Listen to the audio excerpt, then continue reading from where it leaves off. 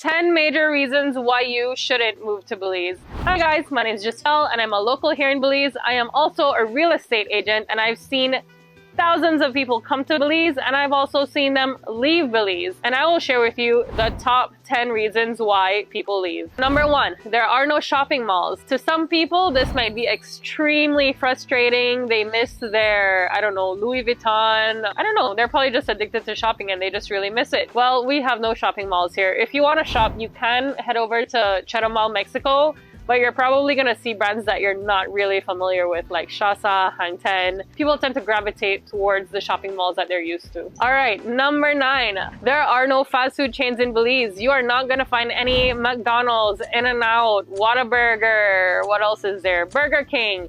None of that exists in Belize, okay? We do have a super sub, what is it? I think super subs where you can buy Subway sandwiches, but that's kind of about it. Number 8, there is very limited regulation in Belize. This is a good thing and a bad thing because it means that barrier to entry is very low, like it's not highly regulated, but also when you're trying to get things executed, there is very little regulation and it makes you see the benefits of regulating things. For example, the real estate industry. Anyone can just decide that they are a realtor as long as they are registered with the FIU and they have a TIN number and their business is registered. That means that you do not have to spend a ton of money to become a realtor. You can also just say you are a realtor and boom, you are in a new career field. Now, why is this bad?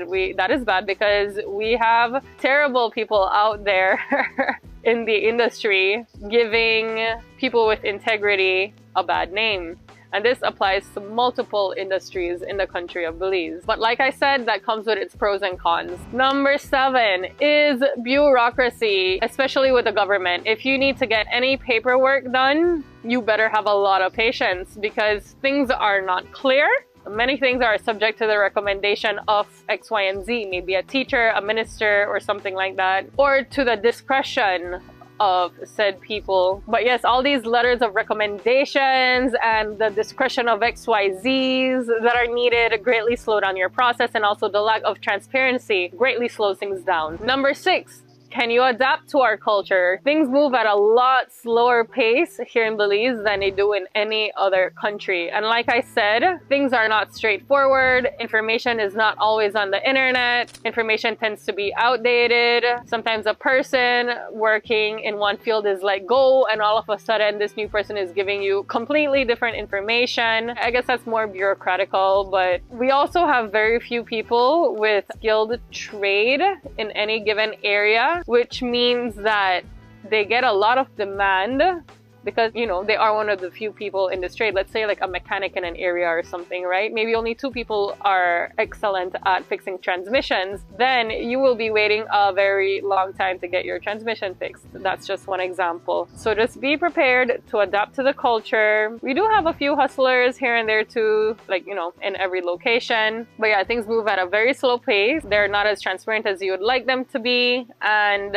we have our fair share of hustlers here. Number 4 is convenience. We do not have Amazon. We have no overnight shipping. We also have very limited variety of anything. For example, if you want bed sheets, you're probably better off having someone sew these bed sheets of your dreams versus hoping to find it in the grocery store, which is probably where you'll find bed sheets. Or Merab. Merab is one of the few department stores that we do have in Belize. But apart from that, if you want to order your preferred items in the US, you can send these items to a shipping company and these items will get here in approximately 30 days. So do not expect any overnight shipping, all right? Or any large variety of anything. But I will say Belize has such a simplified lifestyle that when you don't have these things, most of the times you forget they exist. So, number 3, a lot of times when expats move to Belize, they need to reestablish a new purpose because their way of life in Belize tends to be completely different from their way of life back home. For example, they're going to find themselves with a lot more free time than they're used to. This means that they need to find meaningful things to occupy their day. You need to find a hobby, basically, right? And a lot of times people don't find this hobby and they become consumed by a party lifestyle or by boredom or something that is just not bringing any added value or meaning to them. And they end up returning to the US where they maybe have some family members, have some grandkids, or have some type of job to be working in again. So be sure that when you move here, it fits the new lifestyle that you're looking for. Maybe you're someone who truly enjoys fishing. Now you can spend every day fishing. If you're someone who enjoys hunting and hiking, then Belize is probably the perfect place for you. If you are someone who loves a small community and loves having people over and visiting your neighbors, Belize is the place for you. So just think about whether or not you have a strong enough purpose to keep yourself busy in Belize before moving here. Number 2, I guess this ties into bureaucracy and way of life, but things here are very slow. I mean, it's even in Keycocker's motto. It's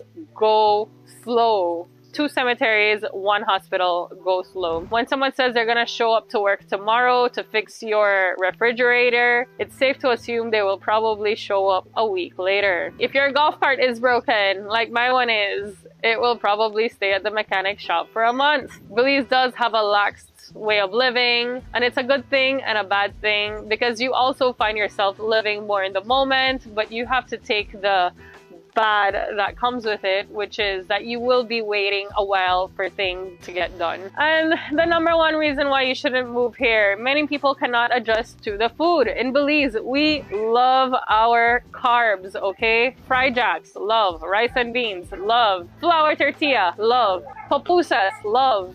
Bread, love.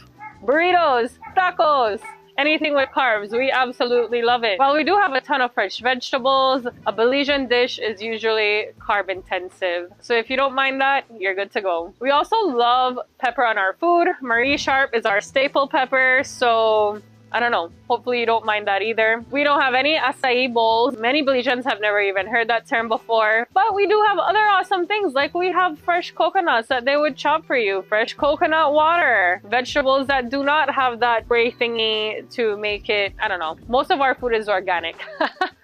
So while us Belizeans prefer our carb-intensive foods, you can still find what you're looking for.